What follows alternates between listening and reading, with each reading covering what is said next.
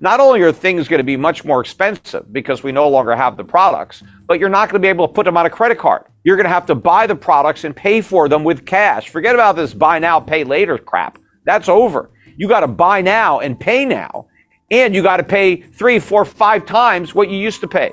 If you look at where interest rates are and what the interest on the national debt is likely to be at the end of next year, we really need to cut government spending by about 50% in order to balance the budget. That shows you how out of whack it is and how far we're living beyond our means. Nobody is willing to cut the budget at all, let alone by 50%. So, there is no political way out of this. It's just not going to happen. So the reality is inflation is what's going to happen. Right? The money is going to lose a lot of value. The key is going to be to prevent hyperinflation. That's going to be the key, to prevent the dollar from losing all of its value. So people are going to lose the value of government benefits. So let's say you're getting Social Security. The real value of those benefits at a minimum is going to be cut in half. That's reality. But the worst case would be if the value of your Social Security benefits go down by 90% or 99%. Right? Mm-hmm. So they're basically worthless because the currency is completely destroyed. So that's the outcome that we have to prevent.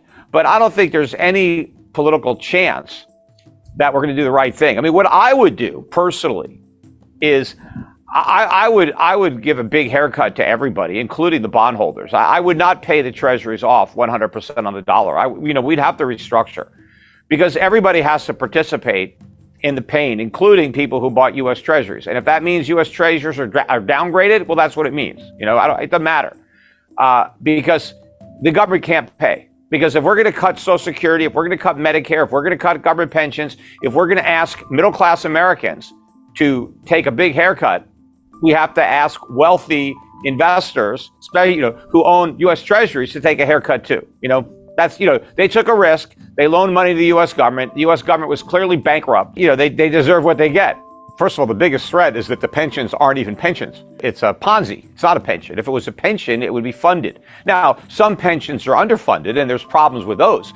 But Social Security isn't funded at all. It's not like it's underfunded. It doesn't have any funding. Its funding is future taxpayers, right? So It's not like there's any income that's being generated on investments that were made with money. On a normal pension, if I pay into a pension, when I retire, I'm getting my own money back, plus the income that's been earned through investments of my money that I've been putting in over the years.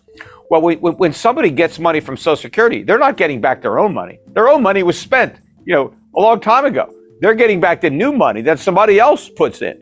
And the only chance that new guy has of getting his money is if the government finds somebody in the future to put that money in, right? So it's a whole Ponzi scheme. But it can't work. You can look at the nature of the Ponzi. When it first started out, there were like 50 people paying taxes for every one person that was collecting a benefit. So, okay, it worked. Now it's more like 2 to 1.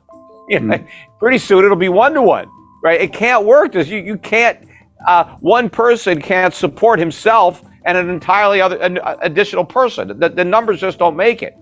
And so it's all going to be paid for by printing money, which just destroys the value of everybody's money, not just the Social Security money. When the government wipes out Social Security benefits through inflation, it wipes out everything.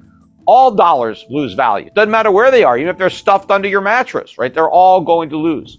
But I still don't think the mainstream really understands the significance of what this means and how life in America will change so profoundly if the dollars, or when the dollar's reserve currency status is lost. Well, first, for consumers, the reason that our consumption-based economy works is because of the dollar status. We're able to export dollars and import real goods. We have $1 trillion a year trade deficit, and we pay for all that merchandise just by printing money. So we don't have to expend any resources, yet we can import $1 trillion worth of goods that the rest of the world consumed considerable resources producing. So the first thing that's going to happen is we're not going to be able to run these trade deficits anymore. Our trade is going to have to be brought into balance. And that means basically, let's say $1 trillion worth of merchandise every year disappears from our shelves. And there's really nothing to replace it with.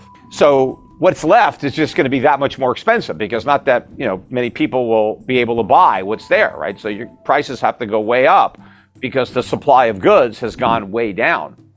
Also, credit is going to become far less plentiful because the reverse of this, right? We've been able to send out these dollars that we just create out of thin air and get $1 trillion a year worth of goods that are produced in factories by real workers, right?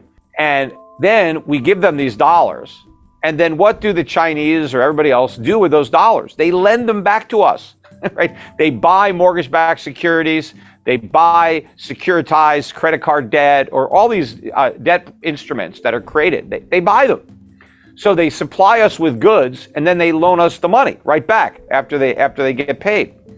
And so what's going to happen is we're not going to get the goods anymore, but we're also not going to get the credit. And so consumer credit rates are going to skyrocket. So not only are things going to be much more expensive because we no longer have the products, but you're not going to be able to put them on a credit card. You're going to have to buy the products and pay for them with cash. Forget about this buy now, pay later crap. That's over.